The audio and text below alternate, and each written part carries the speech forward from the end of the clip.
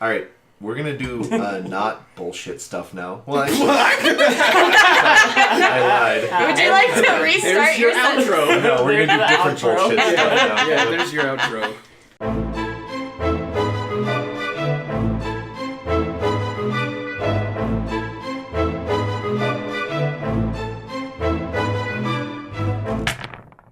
Hello, and welcome to Nerds and Stuff. My name is Martin Baker, and I have been your game master for Legacy of Ash. Hi there, I'm Jenny Ottaway, and I played Ral'rai Var for Legacy of Ash. I'm Sterling Chandler, and I played Remy Novus. I'm Daniel Peterson, and I played Bruto Lance. And I'm Kat Pratzer. I played Triz Lok, the captain. Perfect. So if you're watching this, you probably just finished Legacy of Ash. If you haven't finished Legacy of Ash, maybe go back and watch that, because we're going to be talking about all sorts of experiences that we had playing that campaign. This is our wrap-up episode. Having finished Legacy of Ash, we're going to reflect on our experiences and kind of answer some questions and just kind of talk about what it's been like to play this for the last 2 years. So, as I said in the finale, that Legacy of Ash was the second episode on this channel. So really, there hasn't been Nerds and Stuff without Legacy of Ash up until after this moment. So we're all very excited but also nervous to see what the future brings, and I would highly encourage you to check out some of the other content because while we might not be returning to Legacy of Ash's galaxy anytime soon, we'll still be playing a lot of one-shots and role-playing games in other systems. So look forward to those. We're not gonna stop playing role-playing games. We're just gonna shift the stories that we're telling for a little while. So check that out. But if you're watching this, you're here to listen to us talk about and drone on about Legacy of Ash for a little while. So that's what we'll do for you. So the first question that I'm gonna kind of leave for everybody is: the campaign's finished. Obviously, Triz left a little bit early out of the finale, but we have caught her up on what's going on for everything that's happened since then. So I want to just open it up for you guys, and I want you guys to talk about what it was like to finish your very first role-playing campaign, and for my veteran players, what it was like to have another one in the books, and how this one might differentiate from other campaigns that we played in the past.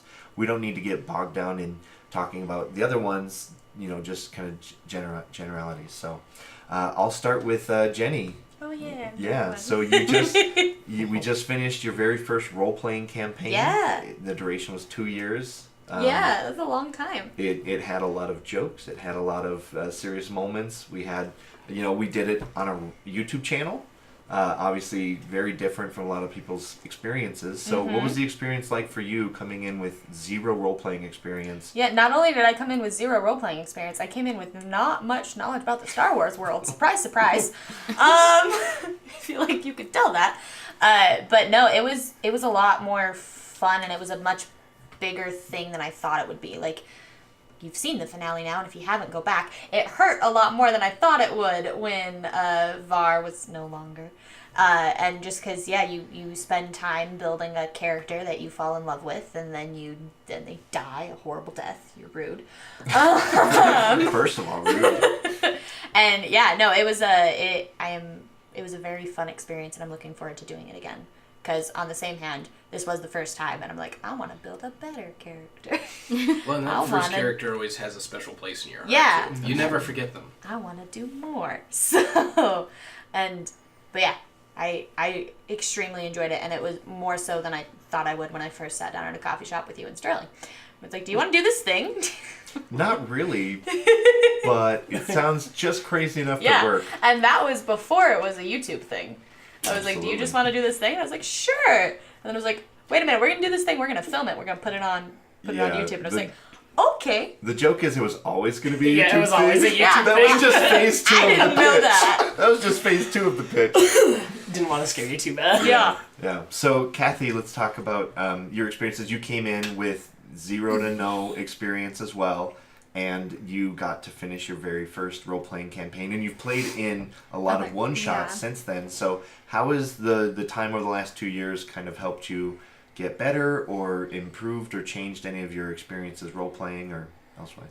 Okay, so yeah, like Martin said, I had never really role played before. I was kind of interested in it, and Sterling approaches me. Sterling and I have known each other for a really long time, and he approaches me and he's like, "Hey, I've got this group of nerdy friends that are gonna start a role play campaign.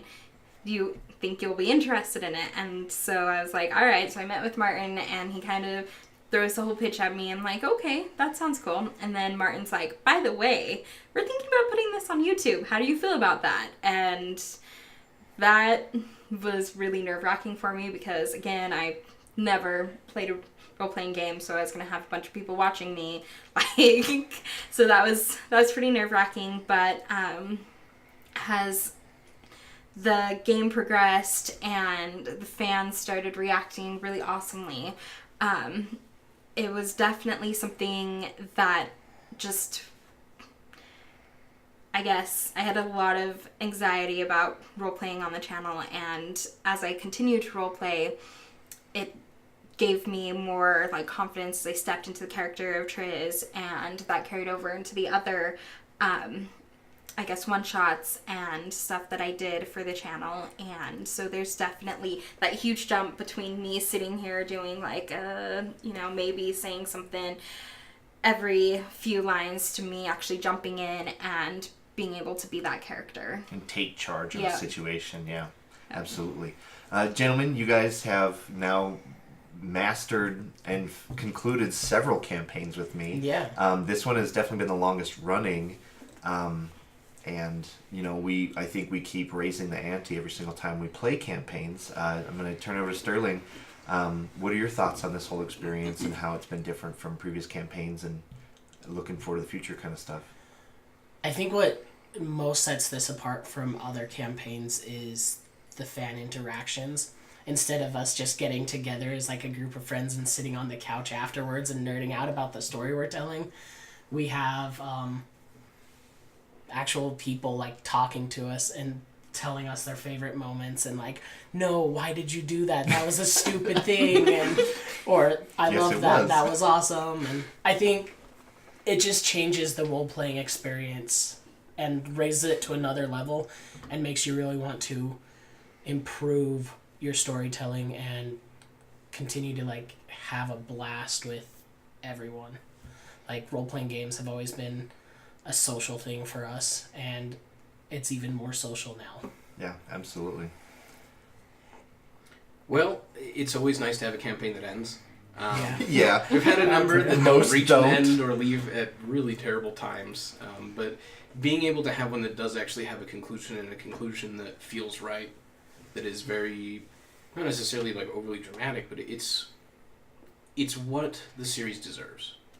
We put a lot of our lives into this, a lot of energy, a lot of emotion over time, and we become really attached to something like that. And being able to see it conclude in such a grand fashion and in such a satisfying way is really rewarding. As far as like just playing as a character for this campaign as opposed to ones in the past, being able to play for an audience is a very different thing. I mean, it's not just creating Bruto as a character who's, a random sampling of my own attributes plus some crazy idea I may have had 2 years ago.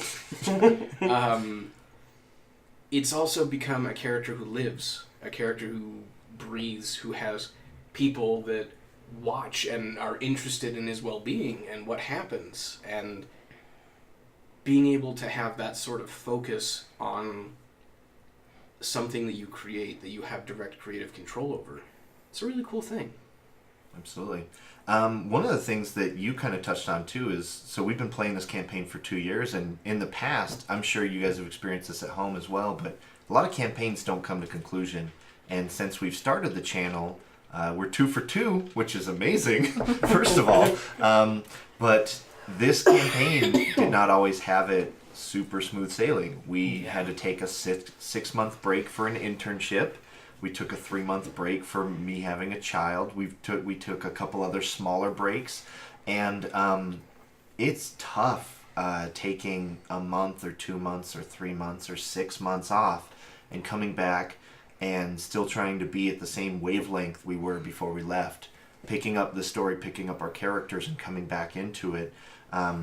That was definitely a challenge to complete this campaign, and I, for one, almost can't believe that we were able to accomplish it at some points in times, because it was just difficult. I mean, the channels had growing pains. We've shot up, and then we were stagnant, and it's been all over the place for viewership, for growth, for our Patreon backers, everything, to where this has kind of been the one thing that's been a through thread for this whole thing, is just kind of trying to have a consistent presence for a campaign.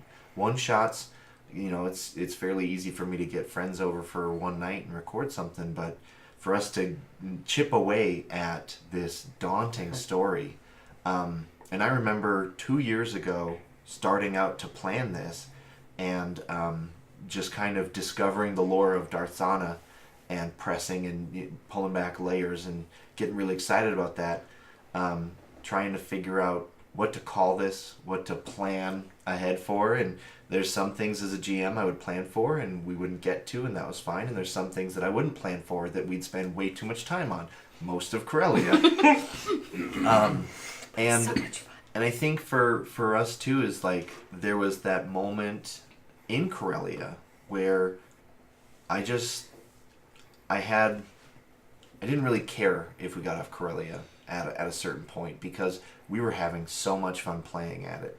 And I think a lot of campaigns have those kind of weird growing pains as well, where you got to figure out who your character is. It was really episode 0 was a tutorial, especially for the ladies, getting them up to speed on how the dice work and all that other stuff.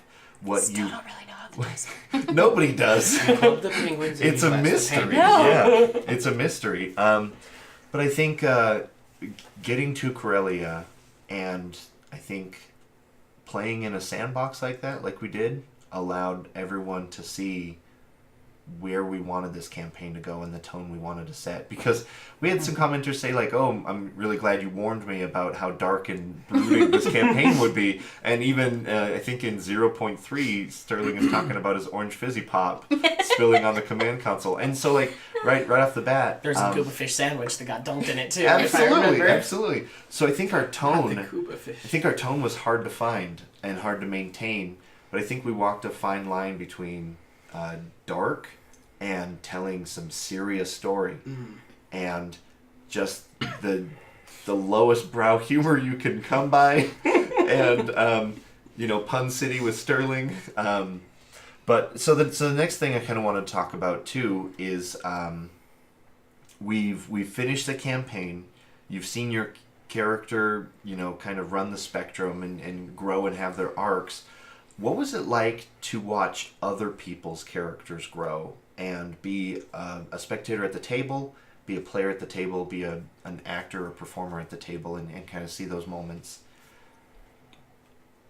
Well, I have actually gone through and rewatched all of Legacy of Ash from the very beginning, as a fan, not just a player at the table. So it's really cool watching like all these people that I've been playing with for the past couple of years, starting out to where, Sterling's kind of a goober, the very beginning, and just kind watching, kind of, and then watching him like progress and start to like learn the Force and just become a full-on dick that he is. Like no disagreeing there. So watching him has been a lot of fun. Var, I've noticed, she can be all over the place as a character, but she was very consistent, I think, in the chaos. Yeah, sticking to. She's always trying to like progress us forward, and I don't know if that's just Jenny as a player. I think it's a little bit of both. A little bit of both, probably. But it's really fun watching Var just go from like this, I guess, kind of floozy, she's just there as the face, to like really becoming this character that has so much depth. Like, she leaves us and we feel betrayed, but she comes back and we can forgive her and become that family again. And so that took a lot, because if, you know, Var had done that at the very beginning, we would have been like, bye bitch. But, you know, like, after growing together, it was good to have her back as part of the crew. Definitely made the table feel whole again. And then, of course, we have Bruto, and I think he stayed consistently grumpy the whole entire Bruto, the time. babysitter Lance. Right. Right. So we definitely saw that, but it was really awesome to see the depth of these characters and how all these players made these people come to life. Hopefully not just for me at the table playing with them, but for you as fans also. And then, of course, all the various NPCs that we saw. And Martin just being a peach and keeping up with all the crazy things and always having a fun NPC for us to interact with. That was... I think that actually helped our character growth too, because some of them stuck with us when they probably weren't supposed to, and others... primarily Bango. We went to a party to collect all the NPCs they can. Bango was just supposed to be a used car dealer, and you guys He became you guys invited him so to the clubs. much more. You guys invited him to the clubs, and now you've seen the rest. Now you've seen the history of it. Yeah. Ran up the tab. That is what started it all. You guys created that villain. I mean, You guys created that villain. Giving him like a super hot stolen transport. Yeah, that too. Yeah. Whoops. I'm pretty sure you guys military fucked secrets. Bango at every turn, and then you guys like, But not why are you literally. being such a dick, man? Why are you yes. Live and let live. Yeah. Following up with that, and then we'll kind of hit from everybody else. RC threw me off as the GM. I wanted to throw a lot of NPCs at you guys, and I wasn't quite sure where you guys would want to keep one, or where you would want to see this one's story or anything like that. We wanted to keep them all. Because like for Anders, he was just a guy that survived Alderaan. That was my slugline for him, and just kind of playing through the fallout of that. But I think early on he became a cartoon character, and I didn't know how to bring him back. And it wasn't until late in Hope's Light, talking to Bruto, that I finally, as a GM, realized what Anders' moment was. And Anders' moment came very quickly after that. And so for me, that was a very interesting thing. He wrote Bria into his backstory. And early on, I introduced Bria, and then she left, and then I reintroduced Bria, and we kept seeing this change and shift between Bria would change and Remy would change, and how much they would even be able to talk to each other anymore. There were two trains heading on different yeah, paths. and they were anchored together by the backstory, but the role playing of it and the way the story kind of came back and wove together was very interesting to see how that arc came through. And for the longest time, I didn't know what to do with Bria except for try and break your heart. As when you write a girlfriend in your backstory, that's the number one thing a GM gets ready to do, is use her to break your heart. Case in point, Friends Like These, Jake, who played by Junior, I just wrecked that kid with his girlfriend. But RC for me was probably the most fun I've had playing an NPC, and when Remy and him had RC's final moment, that was really tough for me as a GM.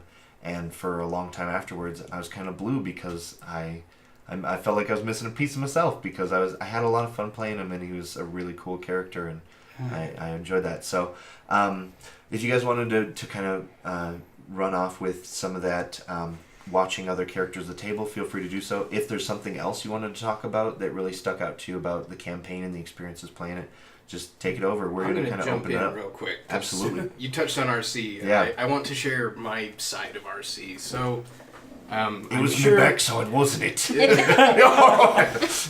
Only when you weren't looking. A few good butt sniffs in.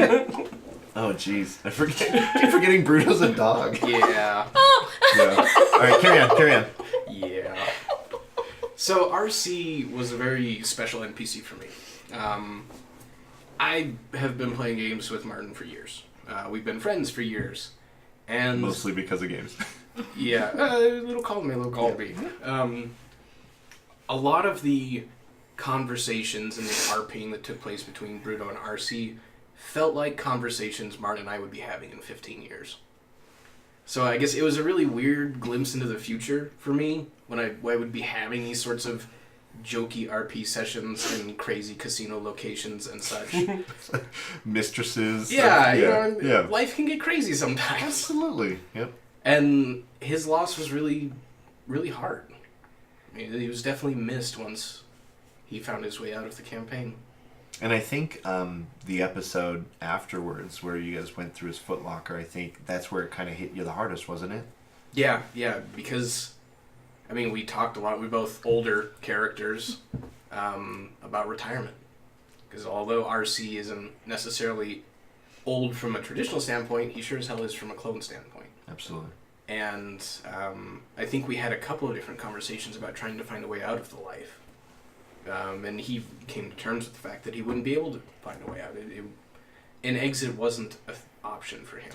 And I think for him, too, he had kind of found a quiet place, and you guys came into his life and gave him a purpose. And I think that's where I was kind of going with him. He wasn't satisfied with the quiet life. Yeah. Well, he had too much PTSD, honestly. Yeah. Yeah, but I think you guys gave him a purpose, and for me, when I created him, I was like, oh man, I'm going to have a crazy old clone trooper be this kind of tour guide. You guys kept him around, and we kept peeling back layers and figuring out what that character would look like. And I think when we finally were getting close to trying to figure out what RC's place in the campaign was, I think that those conversations on Magos, really kind of solidified his direction, and I think Bruto's ultimate direction in the campaign. I think so, because it really helped reaffirm to Bruto the importance of family. You know, being able to have family and to do what it takes to keep them. And that's a huge thing for a person like Bruto, who is kind of by definition a loner because he does what he has to survive. Yeah. I think also too, Bruto's final moments when he confronts Remy about what's happening and how this doesn't feel right anymore, and maybe it hasn't felt right in a long time, but Bruto didn't really know what to say or voice that. I think a lot of that is RC and his influence with you and the journey you guys went with together, because he had done some things that he wanted to take back desperately. Case in point was like Stas Ali, his entire keystone of his character. And I think with whatever happens with Bruto in the future, whether he's alive or dead, I think this moment will be something that's very important in his story, is him not going along with it, not having the opportunity to build those regrets. Right. Yeah. Do you guys have anything you want to throw in? Just like, especially while Kathy was talking, it reminded me actually of one of the panels we went to at Gen Con. Someone said making a character and bringing it to a table is like a very intimate moment, and letting people into your lives, because you are bringing a piece of paper that says, I think this is cool. I think a super hot Twi'lek that is able to talk her way out of any situation, or a badass gunslinging Zabrak with giant horns coming out of her head. And it's put this campaign a little bit into a new light for me, because you do get to see these little glimpses of your friends, and just watching them grow and change and evolve into something even more cool, and seeing your friends and them embodying it and taking on the roles of those people just creates like cool bonds and memories and stuff that I don't think you can get another way. In any other kind of medium. Yeah. Watching a movie together is a great way to hang out with friends, but it doesn't create the moments and friendships like a social game like this could. Yeah. Well, yeah, and I mean, not only just like watching the characters grow, which you obviously get invested in the story for yourself, but you get invested for the story for everyone else. Like every single time Bruto had a new name and was looking in his book and was like, what is this from? And watching the like players grow too. Like I like to think that I became a better role player. I'm not sure if I did. You did. But Kathy and I really bonded at the beginning because you guys would be talking and be like, what are we gonna do? Even like Star Wars terminology would sound like a yeah, what do we do? But I think it was fun to watch everyone grow, but it was fun to grow as a player yourself, and it's in turn watch someone else at the table who was brand new, and it was also nice to have someone else at the table that was brand new and not just be with everyone that already knew what they were doing, because that would be even more terrifying.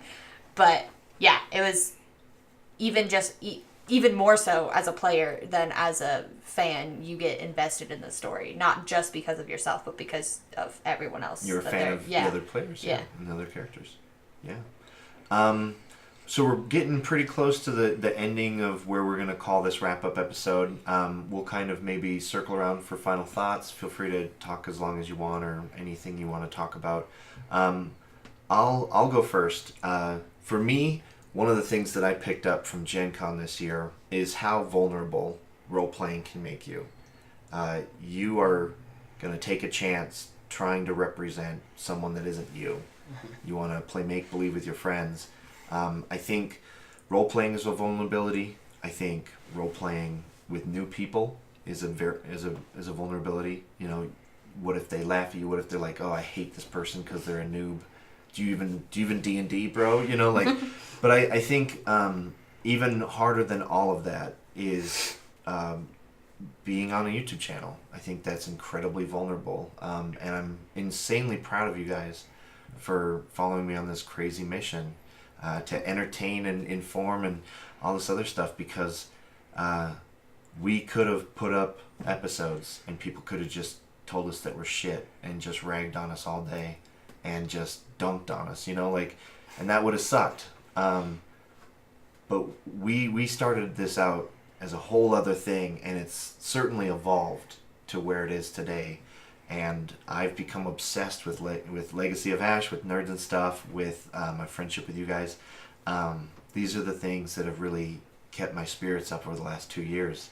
And I think anytime you guys are doubting your role-playing, anytime you guys are doubting your characterization, or if your character could have been better, or if the campaign could have been better, I think you guys are incredibly brave for having done what you've done, putting yourself out there like that, being vulnerable to me, to each other, to the internet, which is a terrible place at most often. It's so easy to be brave when you're behind a screen name or something, but when we're putting ourselves out there, I just think that I will cherish the memories we made at this table playing Legacy of Ash for the rest of my life. And I think that a lot of our fans that have expressed how much this campaign has meant to them, how it's brought them back to role-playing games, brought them back from decades off, or introduced them to a new system that they now love. I think you guys should be incredibly proud of that, because at the end of the day, we were just a bunch of nerds sitting in my basement playing games, but I think we did something that was worth doing. I'm going to turn it over to you guys for any final thoughts as well. I'm going to kind of harken on some of what you said. This was a 2-year campaign, which included 6 to 7 months of like me being in Wisconsin and being away from you guys. And I watched your guys' live streams that you put up for like Halloween time and everything, because a lot can change in your personal life in 2 years. And it was nice to have this, because this was something that was like, well, I'm going to play games tonight, and I'm going to have fun for the next 4 hours. I'm going to joke with these friends that I've made, and everything else can kind of be put on hold. And it's just, we've played this game for so long, but also we've become such good friends and stuff. And it's something that I really enjoy, and I'm very thankful for. And it's insane that I almost said no to playing my first ever Dread with you, because then this never would have happened, for me anyway. But yeah, it's been a stable-ish. We've had some pauses, but it's been a stable-ish part of life for the last 2 years, and it's very weird to think that it's over. Like, I mean, we've had our final episode and everything, but even like filming this makes it feel more real. Yep. Because we're like talking about it in past tense and everything. And the last episode airs soon, and yeah, we're not sure what we're playing next, and all of that kind of stuff makes it feel even more real. And each time I'm like, well, crap. Yeah. But yeah, it's been a very fun ride, and I'm very glad that I was on it, and I'm glad that I met all of you. I'm taking last. All right. Okay. Yeah. Kathy. We'll have Kathy go next. All right. So again, just watching these characters come to life has been probably one of my favorite things ever these past 2 years. So it was essentially just a place where you could forget about anything and everything that was going on in your real life and spend some time with people that care about you, and just immerse yourself in this whole fun universe without ever really having to go anywhere. I think that's my favorite part of these games is, you go on these adventures with your friends while you're just sitting around a table, and we often make jokes that, like when we break the fourth wall or something, saying that, we were just strangers sitting around a table, but we've become a family. That really has happened. I think I absolutely fell in love with the whole RPGs and just role-playing in itself, and all these characters. They're definitely a big part of my life, and continuing to introduce me into things that I never realized how much I would like if I hadn't have been invited by Sterling 2 years ago to play this game. So it's been really, really a crazy ride watching us, start off as just people that came together because we thought this was going to be cool, to actually finishing it up and feeling really emotional about it. Because this is one chapter of our life that we're finishing and moving on to other things. Sterling. Yeah, I don't really know what to say. I've got so much going on in my mind right now. This campaign has been a roller coaster of emotions, of feelings, of not wanting to play it at some times. But it has been honestly one of the most fun ones I've also been in. We always come and have a good time, and I think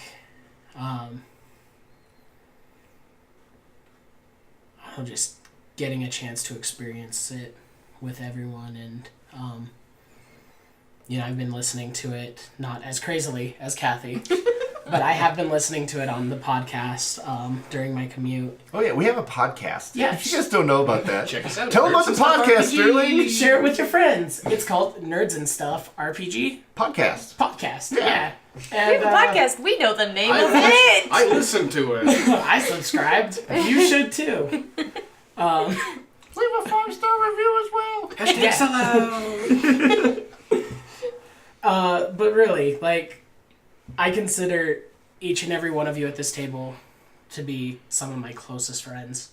And I consider everyone who has left a comment and supported us and joined the Facebook group, made us fan art, wrote in really weird erotic dread fan fictions about us. About you? Yeah, there was no us. Yeah. To be some of my personal friends. And this has just been an amazing experience, and have Nerds and Stuff and Legacy of Ash to thank for it. I think for me, I'm just going to back things up from Legacy and just talk RPGs in general. Because I think Legacy's been covered pretty well. Yep. RPGs for me are an incredible thing. It's like we spoke about before. You get to take a part of something that's very special to you, that you find really interesting, and maybe you don't want to share with a lot of people. And you bring it to the table and you lay it out. And if you've got a good group, it can be a very good thing for you. You can explore something that maybe you're not comfortable with normally in a safe place. You can try out new things. It can really be therapeutic almost, because you get this opportunity to step away from whatever you may be dealing with in life. You leave that out at the door, you come down and sit at the table, and you step into a completely different place. And it doesn't matter what you're playing, a post-apocalyptic world, Star Wars, some fantasy setting, urban cyberpunk. It doesn't matter, because you don't have to deal with real life stuff. You get to come here, and even if the stuff you're dealing with at the table is pretty shitty, it's therapeutic because it's different. It's not the norm. It's not what you've been struggling with on a day-to-day basis. And RPGs for me are one of those things that can help with that day-to-day life that gets difficult. Also, if you have a good group, like this one I've been playing with for 2 years, you will make memories at the table that you'll carry for the rest of your life. Be they terrible jokes, be they really cool moments, be they insane dice rolling. Those memories will persist. Play RPGs. I think if they're this far in, they're probably playing. Yeah, probably. Yeah. So I think the last thing we'll end with is we want to personally thank each and every one of you who has made it through the Legacy of Ash campaign and is now watching our wrap-up.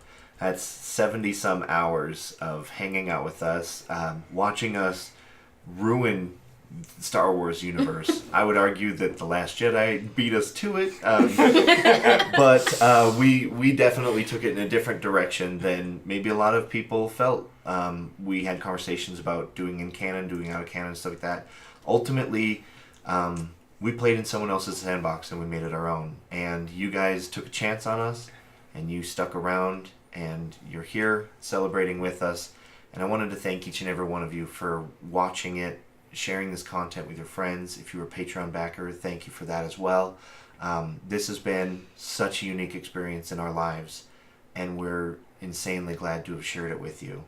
So thank you so much for joining us, specifically Emma for painting this for us, and everyone that's supported us along the way. We are only here at the conclusion of Legacy of Ash because of sheer determination and your support. Honestly, when campaigns take a 6-month break, it takes a lot. It takes a lot of courage and energy and support to keep it going. So thank you so much for everything you've done.